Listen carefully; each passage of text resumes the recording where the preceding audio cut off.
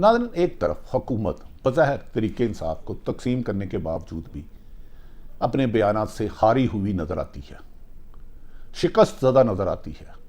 पाकिस्तान तरीके इंसाफ को national media से तकरीबन ब्लैकआउट करवा दिया गया है। एक ऐसा लीडर नहीं जो अपने घर में और जेल ना जाए।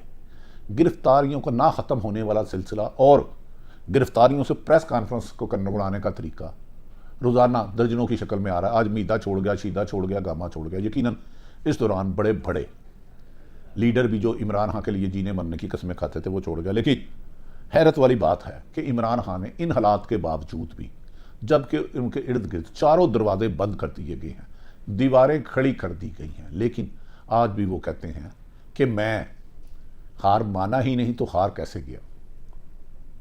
अभी तो मैच जारी है, अभी तो गेम शुरू हुई है, अभी तो पार्टी शुरू हुई है। उन्होंने कहा, मेरी पार्टी को तकब्बर और रोनियत से ख़त्म करने वालों को एक पैगाम देता हूँ आज इसी से कि बहुत जल्द ऐसा सरप्राइज़ दूंगा कि हुकूमत ना सिर्फ घुटने टेकेगी बल्कि हुक्मरान के कुछ लोग मुल्क में रहने के काबिल नहीं रहेंगे। नाज़रीन, दूसरी तरफ जो लीडर सियासी पीडीएम की क़यादत पाकिस्तान के अहम तरीन अदारों को 2018 के इलेक्शन पे धांधली की वजह करार देते थे, जो ये दावा करते थे कि हमारा इमरान खान से नहीं मुकाबला, अदारों से मुकाबला है, खलाई मखलूक से मुकाबला है, हम उन्हें नहीं छोड़ेंगे, आके उनका बदला लेंगे, उन्हें अपने दायरे में रहना चाहिए। आजकल वो उनकी नज़र में, उनकी ज़ुबान से अदारों के बारे में फूल झड़ रहे हैं। लेकिन जहाँ कोई अदारा उनकी ख्वाहिश के मुताबिक काम नहीं करता तो फिर मरियम नवाज, मौलाना फजल रहमान और पीपल्स पार्टी के leader chief justice supreme court Umar Ata Bandial के खिलाफ दफ़ा 147 की वायलेशन करते हुए वहाँ जाकर गलीज गालियाँ और चीफ जस्टिस अदलिया को धमकियाँ देते हुए नजर आते हैं। कैसी नाज़रीन बात है, कल के दुश्मन आज के दोस्त बन गए। कल 2018 में जिस अदारे को सारी धांधली का मौजूद करार दे रहे थे, उनके खिलाफ कानूनी कार्रवाई करने का अंदिया दे रहे थे, धमकियाँ दे रहे थे, जिस अदारे को सारी धांधली का जिम्मेदार, आज उस अदारे के कलमे पढ़ रहे हैं लेकिन दिल में बुरा कह रहे हैं। मरियम नवाज की गोलाबारी, लफ्जी गोलाबारी इमरान खान से शुरू होकर इमरान खान पर ख़त्म होती है। लेकिन ऐसे में उसी जमात के वज़ीर आज़म शहबाज शरीफ, जिनके बेटे का सियासी किरदार ज़्यादा फाल रहा है मरियम नवाज के तहत, हमजा शहबाज मंजर आम से गायब है। उसके पीछे बहुत सी थ्योरी चल रही हैं, लेकिन मौजूदा जिस तर्ज पर पार्टी चलाई जा रही है, हमजा शहबाज इससे खुश नहीं और उनके भाई सलमान शहबाज भी मंजर से गायब है। जबकि शहबाज शरीफ खुल के बातें करते हुए भी मजबूर नज़र आते हैं, क्योंकि पीडीएम की मौलाना फजल रहमान और पीपल्स पार्टी ब्लैकमेलिंग और एमक्यूएम की ब्लैकमेलिंग से वो तंग आ चुके हैं। अपने निजी दोस्तों को कहते हैं, इन्होंने मुझे मरवा दिया।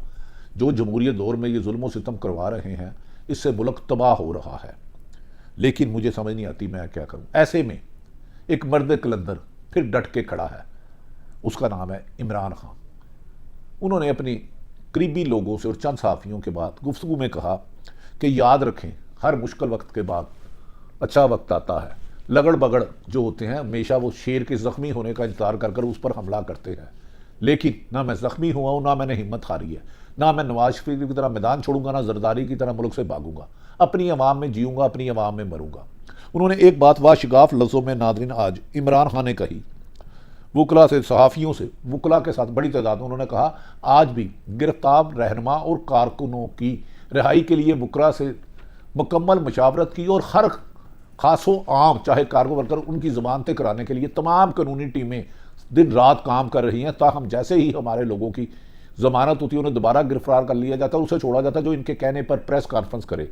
जेल से रिहाई का सफ़र हुकूमत समझती है प्रेस कॉन्फ्रेंस में इमरान खान के साथ देने का ऐलान है।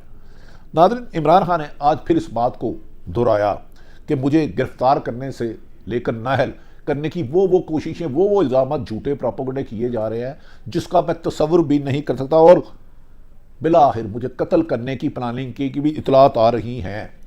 मुझे प्लानिंग हो चुकी है, लेकिन जिन्हों अल्लाह रखे उन्हों कौन चखे। इमरान खान ने कहा कि मुझे इन चीज़ों से खौफजदा नहीं किया जा सकता। जिस इमरान खान ने अपनी 17 साल की उम्र में दुनिया में पाकिस्तान का नाम रोशन किया हो, वो पाकिस्तान की अमलाक को नुकसान पहुँचाने का तसव्वुर भी नहीं कर सकते। इमरान खान ने वाशगाफ लफ्ज़ों में कहा, पाकिस्तान फ़ौज मेरी है, ना मेरी फ़ौज से कोई लड़ाई है, ना मेरी फ़ौज से मुखालफत है। फ़ौज मेरी थी, मेरी है और मेरी रहेगी। गिरफ्तारियों के खौफ और डर से पार्टी को छोड़ने वाले फिक्र ना करें। इमरान खान ने आज जहाँ तक कि भी कहा कि मैं ये बात हलफ देता हूँ कि ज़िंदगी में अपनी पूरी सियासत में कभी तोड़ फोड़ और तशद्दुद का ना कहा, ना कह सकता हूँ, ना इसका तसव्वुर कर सकता हूँ। उन्होंने कहा जब मुझ पर कातलाना हमला हुआ वज़ीराबाद में, जब मैं ज़िंदगी और मौत की कशमकश के दरमियान में था, उस वक़्त भी एक पत्ता नहीं टूटा। मैंने हमेशा अपने रहनुमा और कारकुनों को पुरअमन एहतजाज की तरबियत दी है, कभी तोड़ फोड़ की नहीं दी। उन्होंने कहा पुरतशद्दुद और तोड़ फोड़ का कभी सोच भी नहीं सकता और इस बात का मैं हलफ देता हूँ। हलफ ये कौन कहता है? साबिक वज़ीर आज़म तहरीक इंसाफ के चेयरमैन इमरान खान। इस मौके पर उन्होंने कहा कि मुझे इस मुल्क ने बेपनाह इज़्ज़त दी। मैं वर्ल्ड कप जीता तो मैंने 3 कैंसर अस्पताल बनाए, जहां मेरी एक कॉल पर अगर अरबों रुपए लोग डोनेशन देकर कैंसर अस्पताल बनाते हैं तो मैं क्या मुल्की खजाने से पैसा लूटूंगा? उन्होंने कहा मैंने तो हमेशा गरीबों के लिए, बेसहाराओं के लिए, मेरी वालदा कैंसर होता थी, कैंसर के लिए 3 अस्पताल और एक यूनिवर्सिटी बनाए, तो मुझ पर करप्शन के इल्ज़ाम करने वाले चुल्लू भर पानी में डूब मरे। जो बंदा 10-10 अरब, 50-20 अरब इकट्ठा करके सिर्फ अस्पताल बना देता है, वो पैसों की लालच क्या करेगा? मैं तो बैरूनी मुल्क से चंदा इकट्ठा करके फंड करके गरीबों के लिए अस्पताल, स्कूल और यूनिवर्सिटियाँ बनाता हूँ। मुझ पर इल्ज़ाम करने वाले चुल्लू भर पानी में डूब मरे। नाज़रीन, इस मौके पर इमरान खान ने कहा कि मुस्तकबिल का बड़ा लीडर जो मैं देख रहा हूँ मुराद सईद है, वो मुस्तकबिल में बड़ा लीडर बनेगा। उसने हर जुल्म, सितम, तशद्दुद, रोनियत और बर्दाश्त की, लेकिन हक बात से नहीं टला। मुझे उसमें मुस्तकबिल की लीडरशिप नजर आती है। उन्होंने कहा अगर मुझे मार दिया जाता है, गिरफ्तार कर लिया जाता है, तो ऐसे में शाह महमूद कुरैशी और परवेज़ खटक पाकिस्तान तहरीक इंसाफ के तमाम मामला चलाएंगे और उसमें मुराद सईद की भी जिम्मेदारियां होंगी। उन्होंने कहा मेरी हुकूमत गिरा के इंतकाम की कार्रवाइयों में तो इन्होंने रिकॉर्ड कायम कर लिए, लेकिन माशी सूरत तबाह कर दी।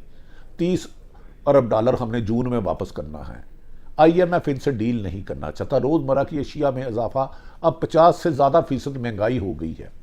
खुदा के वास्ते उन्होंने कहा तरीके इंसाफ को ख़त्म करने के लिए ताकत लगाओ, लेकिन मुल्क को ख़त्म ना करो, इस मुल्क को बचा लो। मैं खुद सियासत से अलग हो जाऊँगा अगर आपके पास मुल्क को तरक्की। उन्होंने कहा जो पीपल्स पार्टी और नून लीग 5-5 दफ़ा इक़्तिदार में रहे, 40-40 सालों से यहाँ दिवालिया किया, उनके हवाले मुल्क करना मुल्क के लिए नुकसानदेह साबित हो रहा है। उन्होंने आज इस मौके पर पाकिस्तान तहरीक इंसाफ के चेयरमैन इमरान खान ने उमर अयूब को पाकिस्तान तहरीक इंसाफ का सेक्रेटरी जनरल मुकर्रर कर दिया है और उन्होंने कहा कि उनके मामला चल रहे हैं। आवाम रोज़ बरोज़ उन्हें ईमेल, ट्विटर और इससे उनके हौसले बुलंद कर रही हैं और वो बहुत जल्द पाकिस्तान की सियासत में एक ऐसा सरप्राइज़ देंगे जो PDM की सियासी तदफीन के लिए काफ़ी होगा। उन्होंने कहा कि मुझे सियासत से नफ़ी करने वाले दर हकीकत आवाम ने उन्हें नफ़ी कर दिया है। मेरी सारी की सारी क़यादत पकड़ लें A to Z, लेकिन मैं नए बच्चों के, गली के नौजवान को, पढ़े लिखे लोगों को वोट दूंगा और 2/3 मेजोरिटी से जीत के दिखाऊंगा। उन्होंने कहा सियासत जो वस्तगियाँ तब्दील करना ये चंद लोगों का, पीपल्स पार्टी और नून लीग का पुराना शेवा है। इन्होंने हमेशा पैसे और तशद्दुद से, जुल्म और जबर से लोगों का मीना बाजार लगाया, जैसे मेरी हुकूमत खात्मा करने के लिए सिंध हाउस में लगाया था। उन्होंने कहा कि अब मुझे रोज़ाना खबरें मिलती है, वो जा रहा है, वो आ रहा है, मुझे इनकी परवाह नहीं। जो रह रहा है वो सरमाया है जिसे ज़बरदस्ती भेजा जा रहा है। ये PTI में थे और है। हाँ, दो तरफ खेलने वालों का जाना मेरे लिए अच्छी बात है। इमरान खान ने कहा कि वो अब भी इन हालात में, जब इमरान इस्माइल, उन्होंने कहा शेरी मज़ारी के जाने का मुझे बहुत अफसोस हुआ है, वो बड़ी मुखलस और दलेर खातून थी।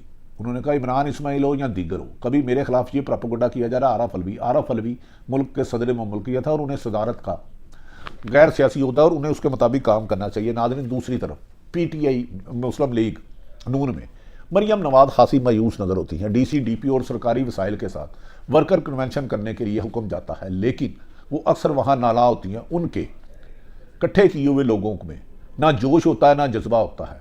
ज़बरदस्ती बंदे लाए जाते हैं और मरियम नवाज ने अपने चचा शहबाज शरीफ पर इस पर शिकवा भी किया है कि इमरान खान की सारी हुकूमत हमने गिरफ्तार करा दी, सबको अरेस्ट करा लिया। लेकिन अजीब है कि पाकिस्तान मुस्लिम लीग नून के वर्कर क्या इमरान खान के साथ मिल गए हैं?